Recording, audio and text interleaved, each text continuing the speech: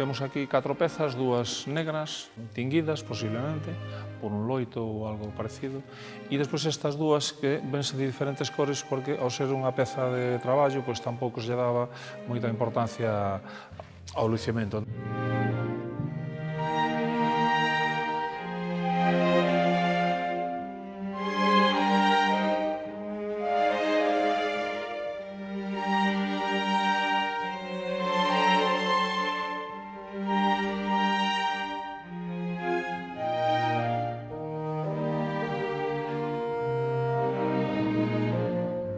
Son pezas que se empregan para cubrir a cabeza e empréganse para ir á igrexa. Están feitas de picote, no tear, e logo levan todas esta franxa vermella abaixo con unha serie de levantados feitos no tear.